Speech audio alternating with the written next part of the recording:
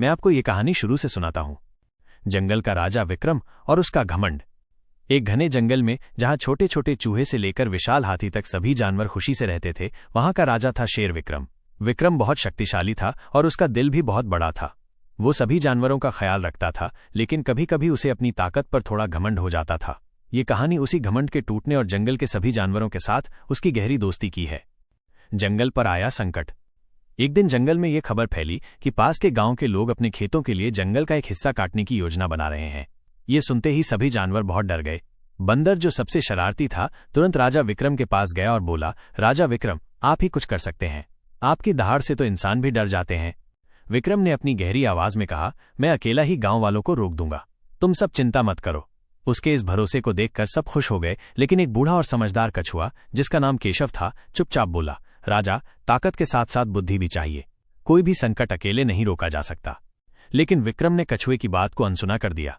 उसे अपनी ताकत पर इतना भरोसा था कि उसने सोचा, मैं जंगल का राजा हूं, मुझे किसी की मदद की जरूरत नहीं। शेर का अधूरा प्लान। विक्रम ने फैसला किया कि वो गांव वालों को डराकर भगा देगा। एक चांदनी रात में वो चुपके से गांव के पास पहुंचा और जोरदार दहाड़ मारी। गांव वाले डरकर अपने घरों में छिप गए। विक्रम खुश हुआ और सोचा कि उसने संकट टाल दिया। लेकिन अगले ही दिन गांव वाले और भी बड़े औजारों और लोगों को लेकर आए। उन्होंने जंगल के एक हिस्से को काटना शुरू कर दिया। ये देखकर विक्रम गुस्से में आ गया और फिर से गांव की तरफ बढ़ा, पर इस बार गांव वालों ने उस पर पत्थर फेंकने शुरू कर दिए।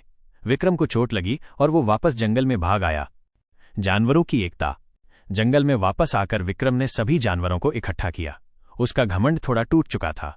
उसने कहा, मुझे लगा था मैं अकेला सब कुछ कर सकता हूं, लेकिन शायद मुझे तुम सबकी मदद चाहिए। ये सुनकर सभी जानवर खुश हो गए।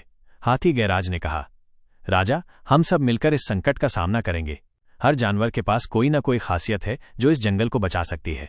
जानवरों ने मिलकर एक योजना बनाई। सबसे पहले बंदर और तोते ने गांव वालों के बीच ये अफवाह फैलाई कि जंगल में एक पुराना खजाना छिपा है जो सिर्फ तभी मिलेगा जब जंगल को नहीं काटा जाएगा।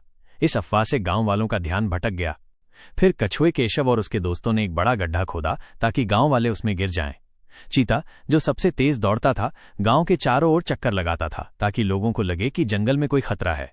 हाथी गैराज ने अपनी ताकत का इस्तेमाल करके जंगल के रास्ते पर बड़े बड़े पेड़ गिरा दिए। यहां तक कि चूहों और चिड़ियों ने भी छोटे छोटे काम किए, जैसे गांव वालों के औजारों को छिपाना। सीख और दोस्ती। ये सब देखकर विक्रम को समझ आया कि जंगल का राजा होना सिर्फ ताकत का दिखावा नहीं है, बल्कि सभी जानवरों के साथ मिलकर काम करना है। उसने सभी जानवरों से कहा, तुम सबके बिना मैं ये जंगल नहीं बचा सकता था। तुम सब मेरी ताकत हो। आज से मैं हर फैसले में तुम सबकी राय लूंगा। गांव वाले आखिर थक गए और उन्होंने जंगल काटने का इरादा छोड़ दिया। जंगल फिर से सुरक्षित हो गया। विक्रम ने एक बड़ा उत्सव मनाया जिसमें सभी जानवरों ने अपनी अपनी कला का प्रदर्शन किया। इस कहानी से हमें ये सीख मिलती है कि कोई भी व्यक्ति कितना भी ताकतवर क्यों न हो, एकता, समझदारी और दोस्ती के बिना सफलता मिलना मुश्किल है। विक्रम ने अपने दोस्तों के साथ मिलकर न सिर्फ जंगल को बचाया, बल्कि एक नया रिश्ता भी बनाया। क्या आप कोई और कहानी सुनना चाहेंगे?